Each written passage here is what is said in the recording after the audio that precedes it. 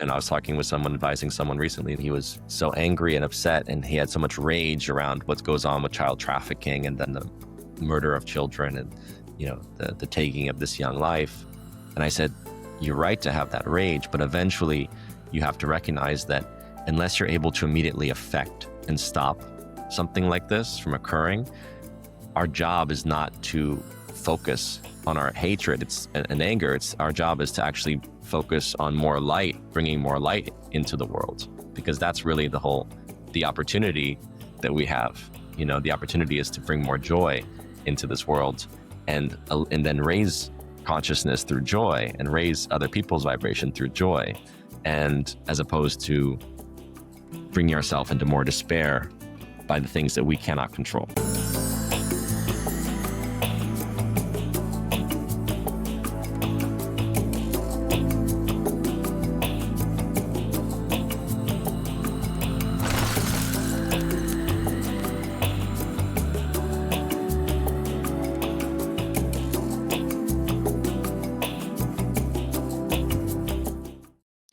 Hello and welcome to Ego is Here. Today I'm joined by Sean Stone, actor, filmmaker, and spiritual thinker, whose journey from Hollywood sets to exploring the deeper side of life is truly fascinating.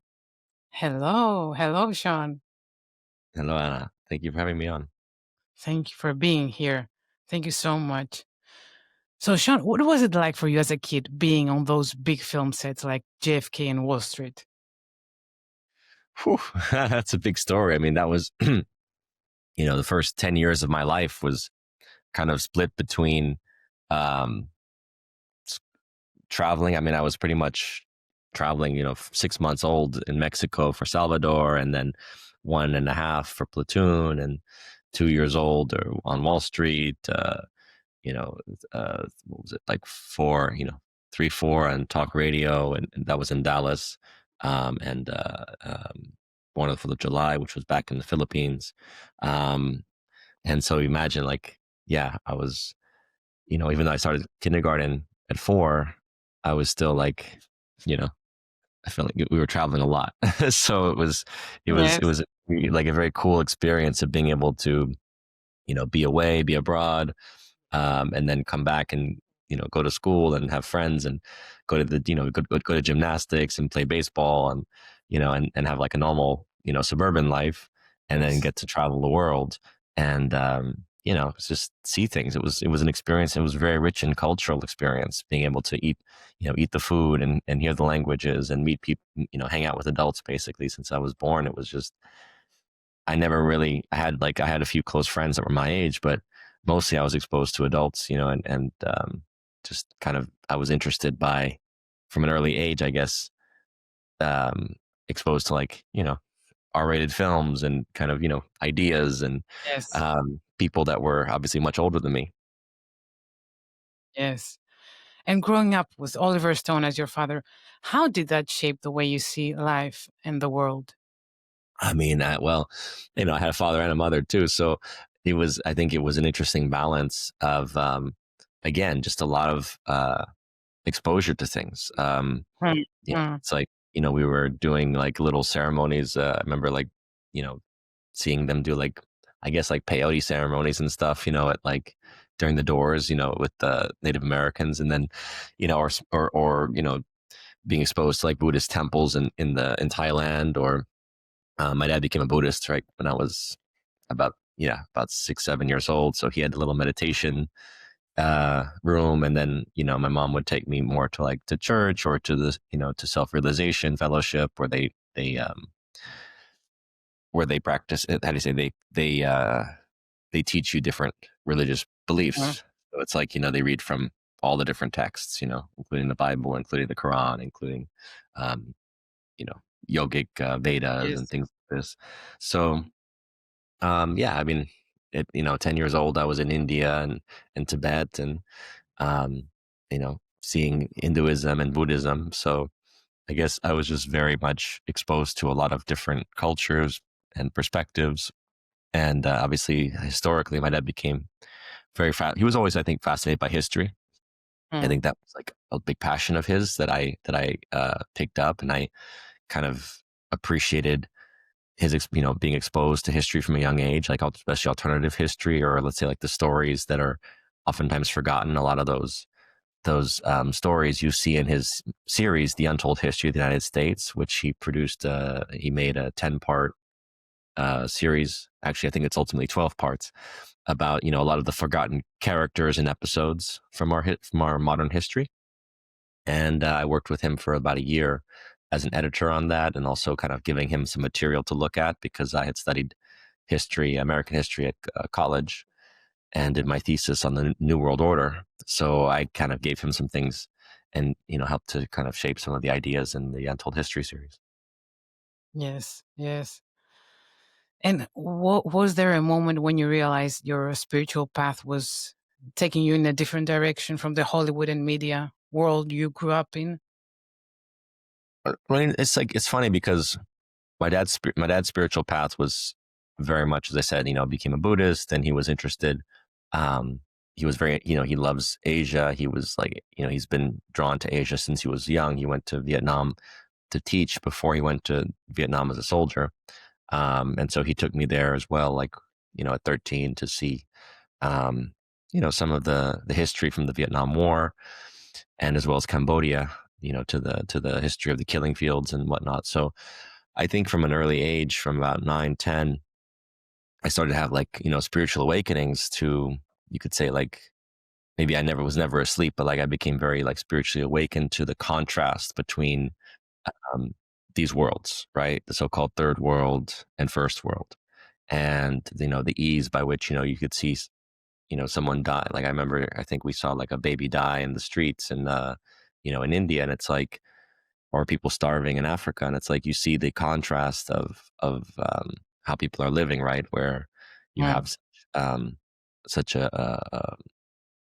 a visceral relationship to life and death, whether it be in war zones or Right. places where there's famine or there's extreme poverty. And then, you're in LA culture and going to high school where it's just like people are, they're kids. They don't really know much about what's going on in the world, or even at college. I remember just like coming from like, I was working for an NGO in Africa and at 16, and then coming back and 9/11 happens. And I'm like, okay, I mean, this stuff happens every day, around the world. There's bombings, there's Yes. death, there's terror, there's these things that exist. And it was like a wake up call for Americans. But for me, it was just like the rest of me was kind of like that which I know exists abroad was coming home, and we have to face death. And I think that's really kind of one of the key issues that I felt was an inability to kind of face some realities of death and trauma, and and have a spiritual relationship to these things, not from a like a materialistic perspective or like a fear, but just as an acceptance reality of it.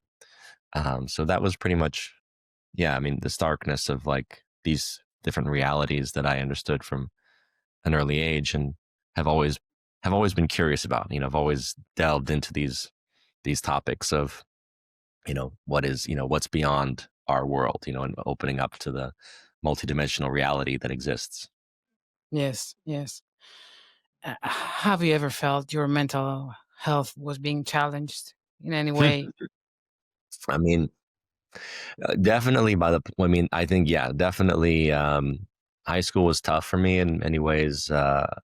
Um, Going through a lot of the just And I mean, with all those, yeah, this yeah, spiritual awakening, sometimes things yeah. are Well, yeah. I mean, for me, I think if the beginning of it was really just not really knowing how to fit into the modality of like the high school or the college life, and I think it was very hard for me to fit in.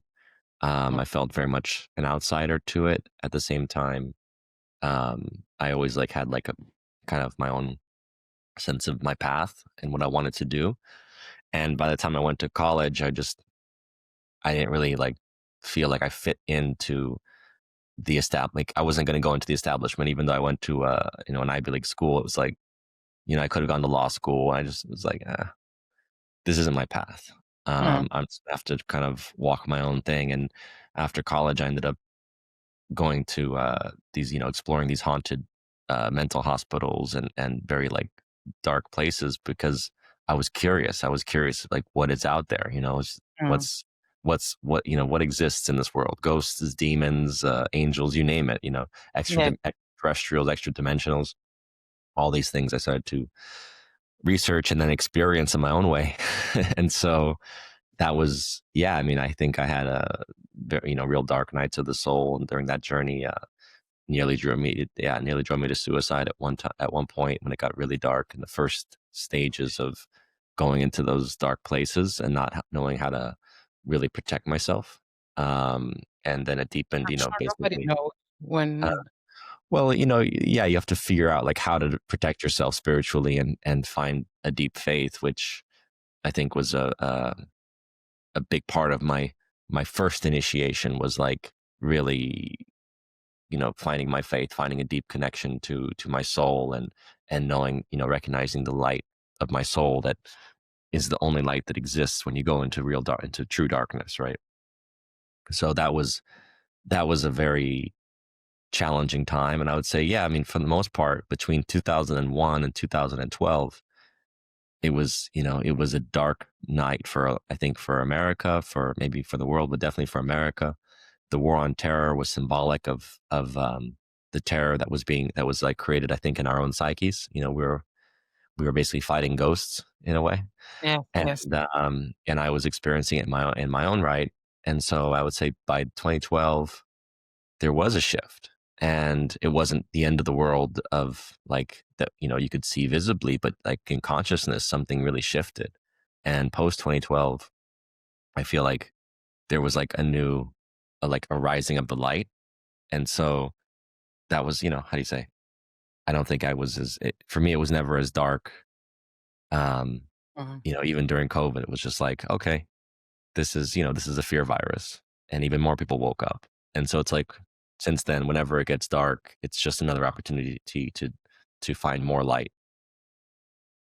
Yeah, that's so nice. I couldn't agree more.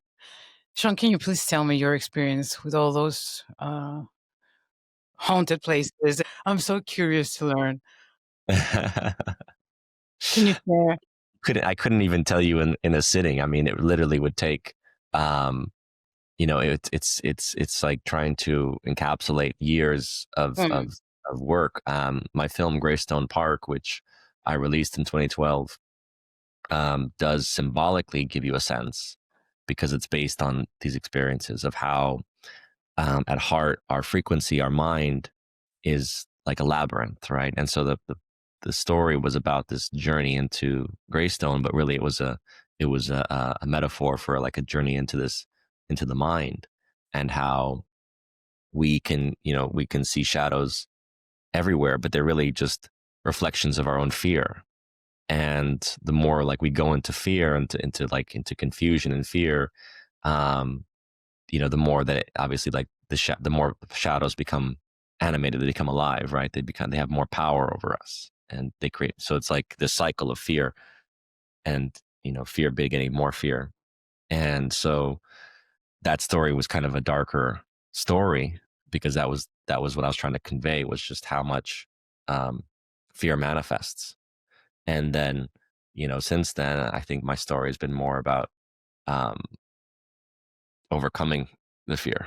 And I think that's really the point of, every human journey, right? We, as souls, incarnate here into a realm that, appears like appears real, but we know from yes. quantum physics and whatnot, and I think it's being exposed more and more, that this is not a real experience. People are talking about it as like a simulation or a holographic simulation.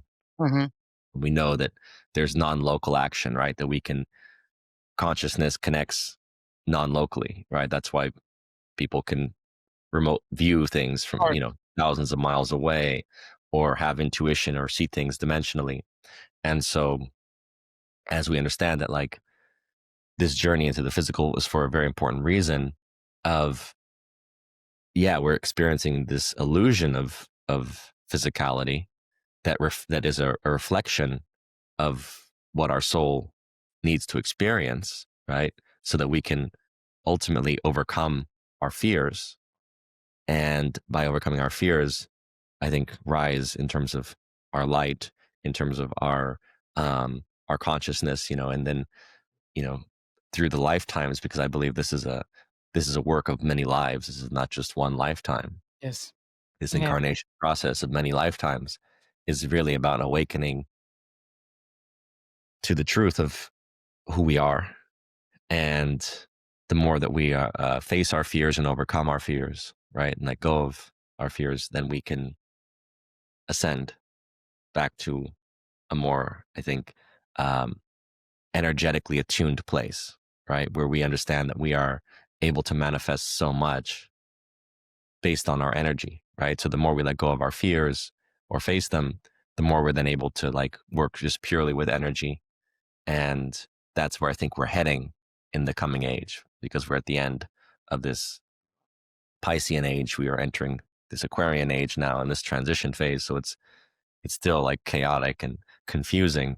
But the more we can like let go of the idea of materiality and work more with the idea that everything is just energy, right, and lean more into that, then as we clean ourselves out of our fears, I think we'll be able to manifest a more golden age in this, in these coming decades. Now, it may not look exactly the way that, it may not look like paradise yet, but certainly I think we are gonna, again, by cleaning out our fear as a collective, um, be able to manifest a much more beautiful reality for everyone that decides to remain here, in this so-called three-dimensional place.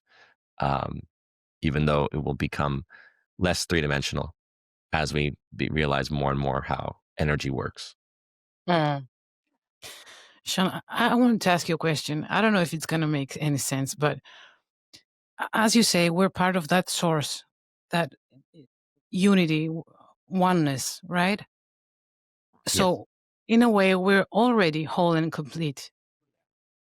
And, I was wondering, why do we come into this life? What's the purpose of experiencing separation? What else is there to do?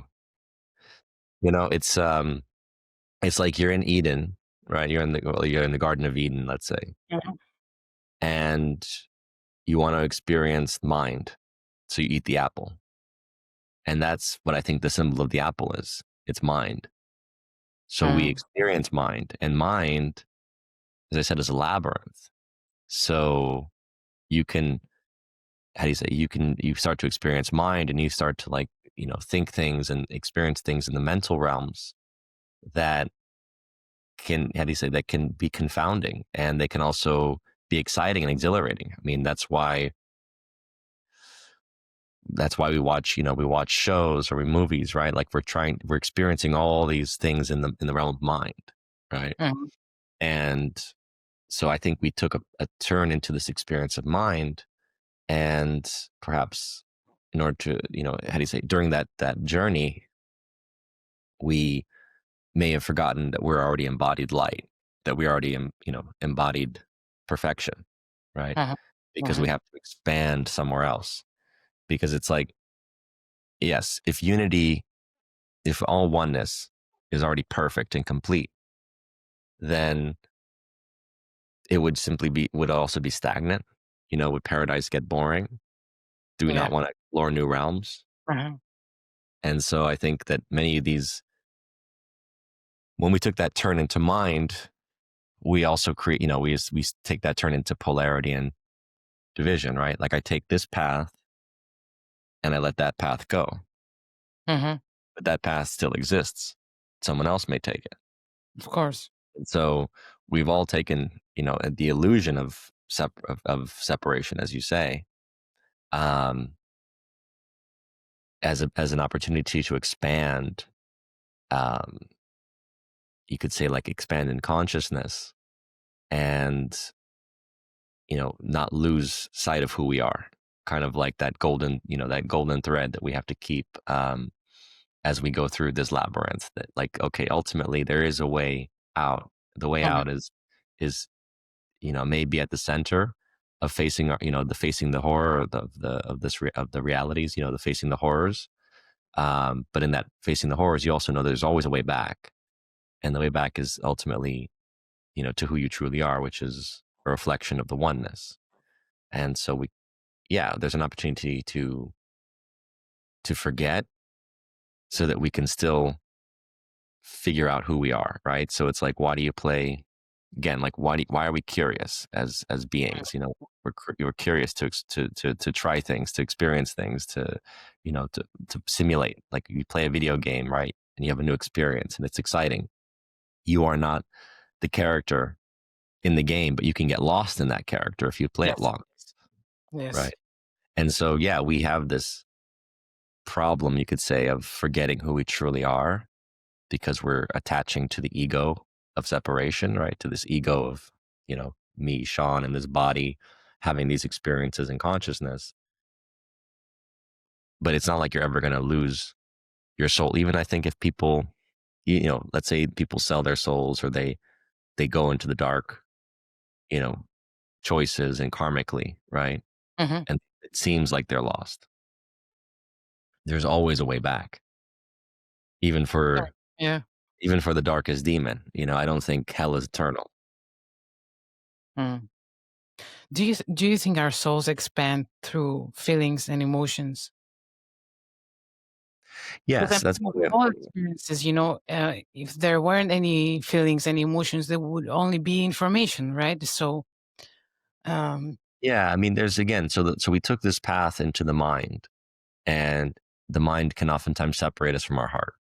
hmm, So the opportunity here is to expand in the mind and not get, and obviously we get lost in the mind at times or in these experiences and the illusion of separation.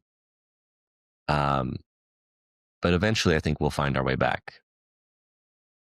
May take may take 10,000 lifetimes. It could take, who knows, right? How long? yes, But eventually, I think that we will wake up and realize, okay, that's not me. I had to taste these things. I had to commit these, these acts. And there's also like a bit of a game, right? Oftentimes I think of this realm as a game that people are playing roles, right? In a way that, okay, this person's playing the role of a demon, or of a bad guy. This one is hmm, playing the role of a savior. This one's playing the role of a queen. That one's playing the role of a jester. And we have this ability to play these roles because of the nature of the game. Um, because ultimately, if you think about, like, how does compassion and growth really work, there can't be compassion and empathy and love if there's no, if how you say, it will deepen by our ability to also to feel hurt, to feel betrayed, to feel hate, right? So that gives us new opportunities to grow through, okay, I've been hurt. How am I going to deal with this? Am I going to become Darth Vader? Am I going to become yes, more maniacal, more angry, more, and in the process, will I destroy myself? Because I always like the Darth Vader parallel comparison or metaphor, because it's like a kid who's traumatized he's traumatized as a youth. He wants to love, but he loves with possessive ego. hmm, And basically, based on the possessive ego, he's trying to stop death, of his loved one. And in the process, he's giving himself more to the dark side of possession, which is yes, then leads to anger and hatred, right? And he destroys, but in the process of destroying, he also destroys himself physically, right? Because so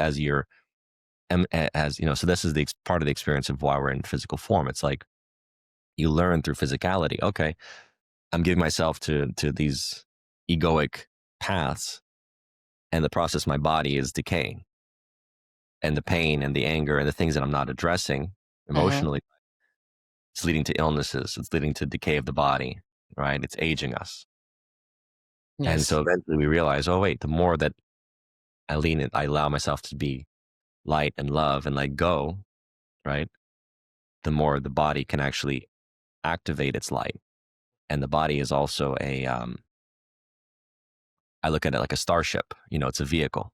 hmm, this is the technology in the body through the DNA, through the genetics, and the activation of genetics because of choices that we make karmically, and in our also in our minds, right? We're making choices that we can actually um, ascend through the body. So there's a lot of reasons. Like, it's very hard to say, like, this is the simple reason why we're here, but there is an important embodiment tool, Yes. right? This tool of the body that we are using as we journey through this experience. And there's definitely mysteries and things that are difficult to convey, with words. It has to be felt and experienced. But as we become, I think, more attuned to like the energetics of our being, less the physicality, more the energetics of our being, um, the more we'll be able to navigate this new phase that's coming on the other side of like this big transition that we're experiencing. Sean, do you think with all those information out there, do you think people are awakening um, spiritually? I think there's an awakening. I think there's an awakening. There's an awareness of the spiritual war. There's a greater awareness of the spiritual war, and I think that as we eventually, like, inevitably, whether or not people awaken in this lifetime or the next, it's not for us to worry about. It's really for us to awaken ourselves and to really just walk our path. Mhm. And in the process, as we walk our path, we find others that align to us, right? Yeah. And Yes. I think that together, through that alignment, we can build out better systems. Basically new systems that will stand aside and ultimately replace the old modalities, which were based more in scarcity and fear. Hmm. And now, do you think there's a connection between UFO intelligence and human consciousness? Sure, sure. I mean, the you know, it's like they make, there's new information coming out about the UFOs, and they're validating a lot of the governments are validating a lot of the things that we've been talking about for decades, right? And people even, going back to, you know, if not decades, even hundreds of years of sightings and things of these beings that are extra dimensional. And now it's more in the form of craft. I think the craft have always been there. And what are they? I mean, are they the ones that monitor the game, as I call it, that are monitoring the realm? Um, is it maybe us in a different form? Because, as I said, if it's a holographic simulation, I mean, where are we really? If we're playing a game, like in a video game, we're the characters, the avatars in the game. Okay, so maybe we're actually the ones, visiting, and our higher selves are visiting and monitoring and watching and occasionally intervening, right? Or keeping things Yes. like keeping the game in Yes. order. Um, so there's a lot of questions around, what's going on and the different alien beings that have been encountered and the reverse engineering of technology when it does arrive. Um, Maybe that's like, that's intentionally being placed here for the evolution of our technology, for our, like, how do you say, people say, like, we're not ready in consciousness for the technological evolutions that have occurred, because obviously in the last 100 years we've seen a complete revolution in technology. For 2000 years, Hmm. slow progressive evolution of, like, okay, you get some irrigation systems and, and farming techniques and things like this, and it's still very laborious. Then you have the industrial revolution with, like, combustion engines and whatnot.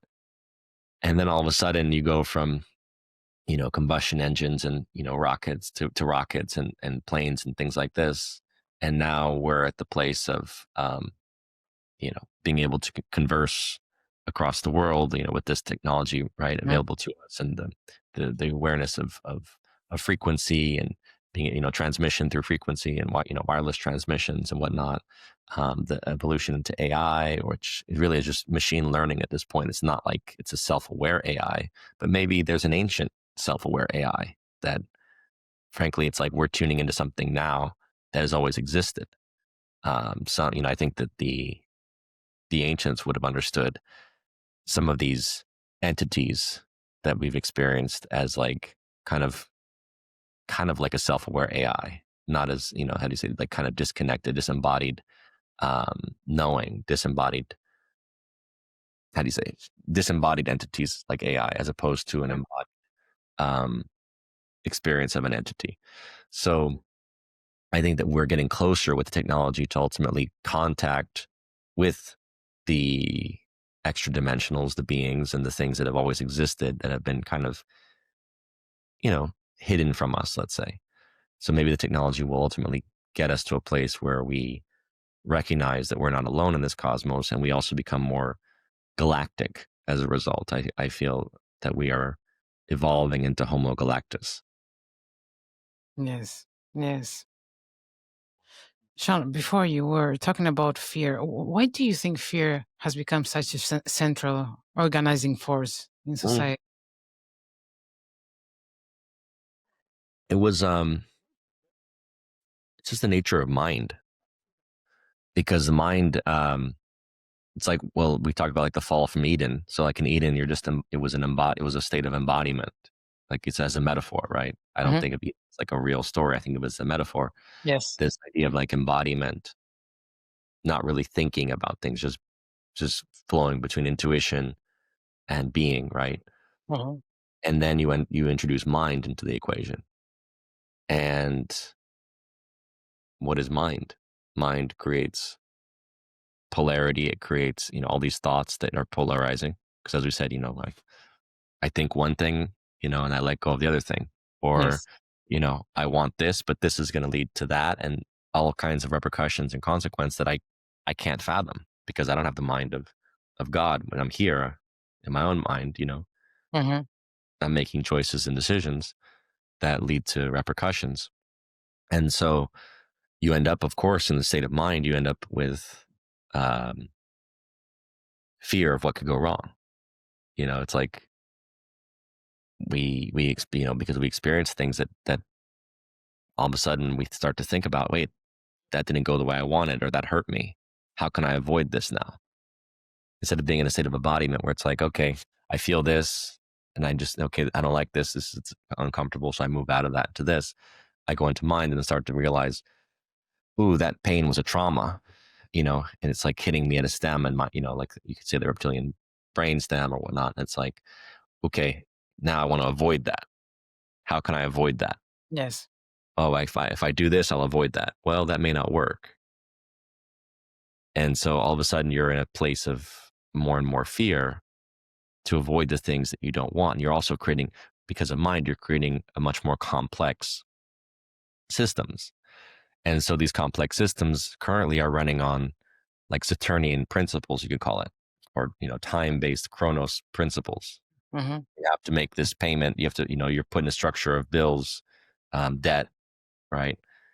Owing things that, you have to pay at this point. And if you don't pay, then you're going to suffer, right? Because Yes. they're going to escalate. They're going to put you into more debt, or they're going to punish you, right? Um, or you're going to, whatever, you're afraid of, you're going to end up losing this. And so the mind is a place of infinite. There's infinitude in mind, and yet there's a lot of fear based on the idea And that we we lose were, it, lose yeah, everything. we were raised also with fear, through the media and through, I think it's their way of controlling everyone. Yeah, I mean, you start to wonder, like, how much is it a they, and as opposed to an us? Hmm. And that's really like the leap in consciousness, is when we become more aware that there is no they. It's really just us. Us. Going Mm. back to the idea of oneness, right? And the more that we can see ourselves in the dark, in the Darth Vaders, and the, you name it, like, Darth Vader is the father of Luke Skywalker. So the father of one who chooses light is dark. So in your genetics is still that, and your ancestral memory is still that being, right? Yes. There's a lot of, and they say we can't distance ourselves and say like, oh, those dark magicians, they're the ones causing this. It's like, no, we accepted this. And the more we realize, wait, we accepted this, the more we can actually, I think, evolve, and not, how do you say, and accept that we've created this reality, we've chosen it, and every soul has incarnated with that soul's knowledge, even if it in human form may have forgotten and may be suffering as a result. And we can have compassion, absolutely compassion and empathy for the beings that are doing these, that are, let's say, that are committed to a certain karma, Mhm. right? Of playing out that cycle of trauma begetting anger, and hatred begetting more trauma, right? More pain. I mean, how many people can say that they're traumatized by their parents, Yes. and from that point forward, they have resentment of their creators, because the parents are Yes. symbolic, Yes.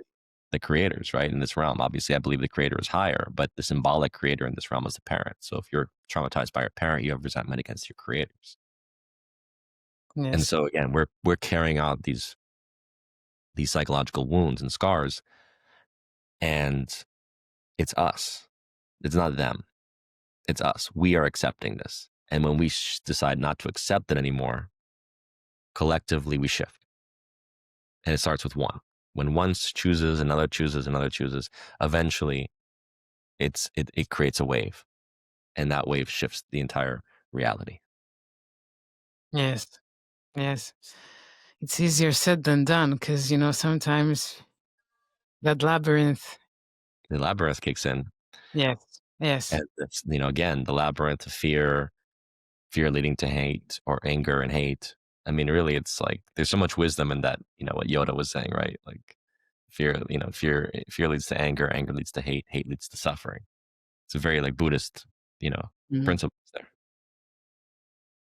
Has there ever been a moment when you felt that oneness so strongly uh, mm, that it blew your mind, like a moment where you really felt it? I felt it in different Like, times, and just in surrender, right? In surrender and acceptance. I'm trying to think of, like, have I gotten to a place of being completely connected to all things in different ways, Like it's even just meditation, and just again, like letting go of, when you like surrender and let yourself just feel when you're in the body. And at the same time, when you're in the body, like into a place where you actually transcend the body, right? Because through the body, you start to reach out and visualize yourself like extended across the entire universe, and just becoming one. So certainly, there are visualization techniques. There's states of being where it's just presence without thinking. All these things are existent, but it's very difficult to operate in the physical realm and be in a state of oneness, hmm, right? yes, of Very, course. very difficult. What Yes. you can do is, I would say, not like in a total state of oneness, but in a state more of flow. That's about as close as I would say is what I've achieved, to be able to be in the physical realm in a state of flow, not overthinking, just receiving and then acting accordingly. That's about as close as I've come to like being able to be in the physical realm with the state of oneness. Also, I've heard in one of your interviews you said the opposite of love is apathy. Why do you think apathy has become so common in our generation? Numb. I mean, it's because it's numbness. When you're overstimulated, when you're over inundated with information and options, when you're not tuned into your true self, your intuition, you just don't care. Um, and there's this interesting thing, because in a way, like, there's different forms of apathy too. There's there's a state of love that is detached, and that's not apathy. So with loving with detachment is high wisdom, right? That's why, like, be able to get to a place where you can love Yes. but be Yeah. detached, because your ego is not is Mhm. possessed. We talked about like the Darth Vader metaphor. So it's, if the ego is engaged in love, then you're always afraid of losing it. And a lot of people are operating, talk about fear, like they're operating from fear of losing love or lack of love, right? Mm. Mm. And that's the ego. But if Yes. we get to a place of loving with a non-egoic form of love, of allowance, of acceptance, right? Of Yeah. letting people simply, be what they are, then you have a more detached way of loving. But apathy is different. Apathy is more numbness to me. It means like you're not in your body. You're kind of just checked out and not engaging with life. And there's also a time for that. I mean, it's almost like being in the void, of nothingness, apathy. And so there's nothing wrong with it. Again, like, we talk about like polarities, like there's something wrong with it. Like, oh, there's something wrong with pain. There's nothing wrong with pain. Pain is a powerful tool, right? It's helping us to actually like grow. It's helping Yes. us to feel Know new how things. to. Yeah. Yes. Yes. If we can feel pain and actually like allow ourselves to feel it, okay, eventually it will subside, right? It may not happen as quickly as we want, but it will subside. Um, Apathy sometimes is necessary to just go into the nothingness, and eventually something will be born from it. The nothingness can't, how do you say, the nothingness always is present. Um, and it's actually a powerful place to be if we can activate from there. Yes. And what are some practical tools that one can use? I mean, meditation. What do you think? What's the first step somebody can take? To start listening to his inner voice. Yeah. I mean, I don't really feel that there's any path. I feel that everyone has a different path, right? Everyone gets called at different times, and whatever everyone is doing is perfect, because I believe truly that there's a higher, the oneness is, the creator, the oneness, the source is guiding everything. So let's say you avoid your destiny in this life. Let's say you avoid the path to yourself in this life. Let's say you go off in a rampage of hedonism through your whole life, never Mm. wake up. It's okay. There's gonna be a consequence. You're not done. You'll carry over to the next life. And it's like I said, I think even the demons will be redeemed ultimately, Mm. because you can't just eventually, like, the universe is too creative. Um, People, we don't want to get bored playing one role forever. We want to, okay, we've played that role long enough. Eventually, something starts to activate, and you say, okay, you know what, this is boring me now. Let's try something different, right? Yes. Yes. So, and so the path, again, like there is no way. The way is no way. The way is simply to exist, and you will be guided, because eventually, like, the plans won't work out. It'll all collapse. It'll collapse. It'll collapse, and eventually, it's like those collapses are opportunities for you to To recenter grow. Yeah. To and change. say, okay, yeah, let me see if that's not working. Okay, now I'm open. Universe, show me a new way, right? If this is no longer making me feel good, then let me open to a new way.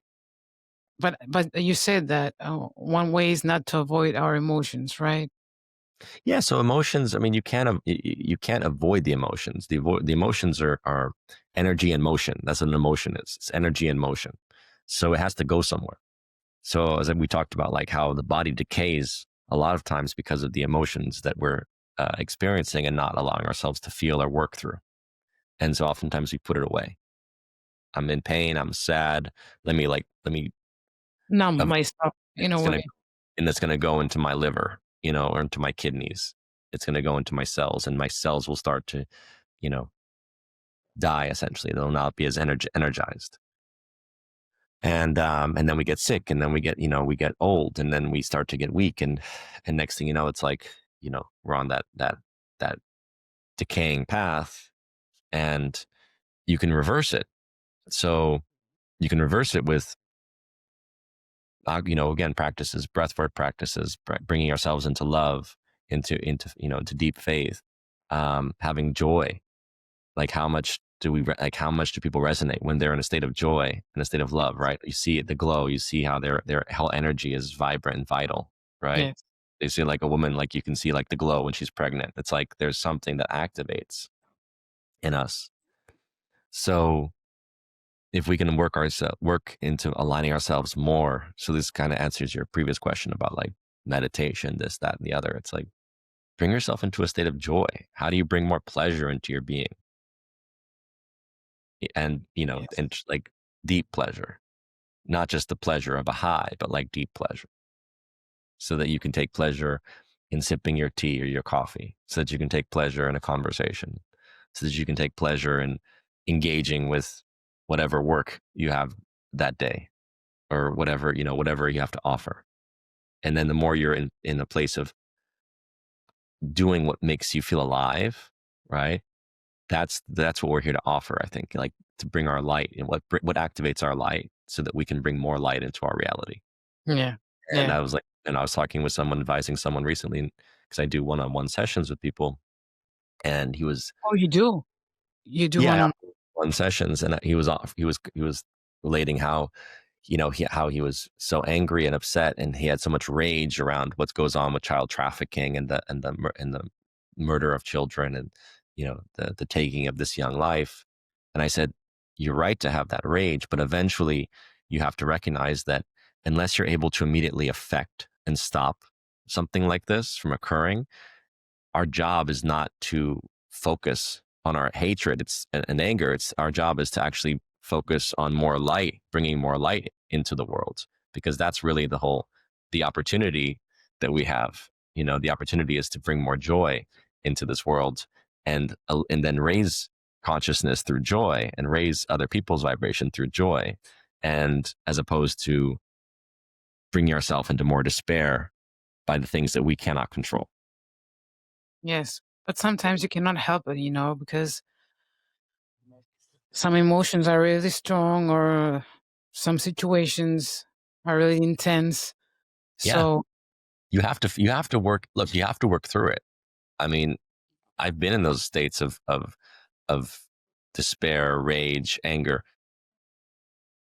Okay, I can do something with it creatively, write something, take action. People can organize. They can use that energy, but use it creatively and constructively, right? Otherwise, it's just destruction.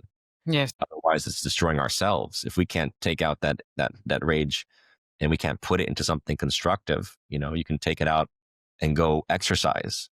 Now you've created something constructive from it, right? I've taken that anger and I've put it into building my body to make my body stronger. Okay, that's something positive. So we always, the alchemy is basically about taking what is of a lower frequency, taking fear and turning it into something that's actually creative for us and for those around us. Yes. Yes. And you often talk about the power of now. Uh, Tell me about the power of now and the relevance of time. It's not just the power of now; it's realization that now is all that exists. It's really that simple. We are caught in a web, the labyrinth of mind, that is usually predicated on the past. Mhm. So Yes. until we've really recognized that a lot of our thoughts, a lot of our beliefs, almost all of our beliefs, are predicated in things that we heard, experienced, right, in the past, we can then realize, okay, but what was true yesterday doesn't mean it's true now. Yeah, but Go it's outside and look human. around, go Some outside, look at nature, right? It's already changed, right? The weather, the sky is not the same sky today that it was yesterday. And how about trauma? I mean, something that traumatized you in the past, it's still How do there in your how do you mind. release how do you release the trauma? Ho Yes. There's many ways. I mean, there's many ways of releasing trauma. I'm not an expert in advising how people should release their trauma, because there's many tools. There's different practices. Visualization work, I think, is very important. um, visualization and imagination, so that you can ultimately make peace with it, right? Not to avoid it. The most important thing with trauma, I would just say, is that people have to be willing to recognize it and work with it, right? And find for themselves what is the best modality, right? For one person, it can be different breath work techniques. Another person may use more visualization and working with crystals and imagination. Um, for someone else, it can be talking, and repeating it through like telling the story and telling the story and telling the story until they release the energy of it, right? There's many different tools. So again, it's not so much to tell you what path to take. It's more to say, how do you address it, face it, and work with it? So that, Hmm. because I believe when the present, so the power of now is interesting because we actually change the past in now, in this moment, because we change our relationship to the past. So let's say before, let's just say, my father slapping me like created a trauma in me, let's say for an example, right? And so I could be, how do and let's say I was hurt and Yes. I was hurt and I'm sad about that. Hmm. And then let's say another day, maybe I think back and I'm angry. My emotion is I'm angry about that. And let's say today I look back and I say, wow, that was actually an awakening moment. Maybe he woke me up from something. Hmm. I can say, wow, thank you for that, because it hurt at that time, but actually I have compassion for you. And I see now, the pain that was in you, and you actually helped me see the pain in you. So now I'm awake to something. So I just gave you an example of 3 different emotional Yes. responses. Yes. And each one of those responses changes my perception of that event. Of the same event. Yes. Yes. Event. Yes. So you believe that humanity is at a turning point now, uh, and what do you hope for future generations? I don't know if that we're in a turning point. I know that we're in a transition phase.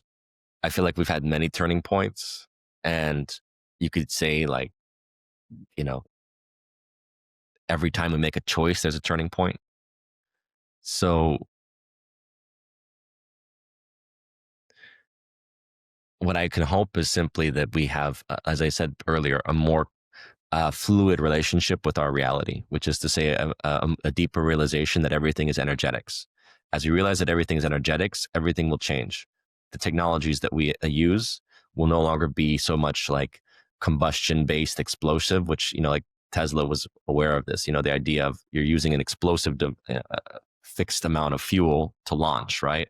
What Mhm. if we create systems that are more fluid, you could say more feminine in terms of how they cycle upon themselves and recycle upon themselves, right? More recycling based technologies. Mhm. Uh, and including energy, including everything, how we dispose of things and have full recycling processes, how we relate to nature with a more, a more of awareness about, about how to sustain a flow as opposed to, extract and dispose, right? Mhm. So I think so as we shift in consciousness about energetics, we'll shift technology, we'll shift our approach to health, and how we look at the body is not so much, hey, inject this, take that. It'll be more about light and frequency, and healing through light and frequency. And also the energetics of relationship and emotion, right? And how we're able to then flow into more, states of, as we talked about, like states of joy and love that brings us into a higher vibrational state so that we're healthier.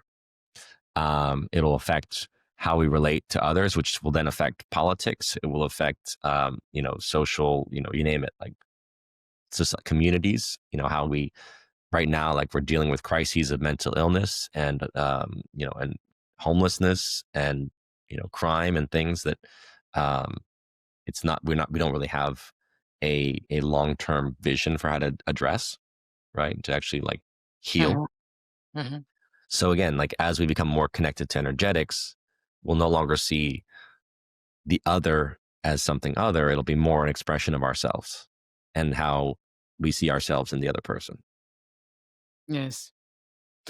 And Sean, tell me, as an artist, what does success mean to you? you know.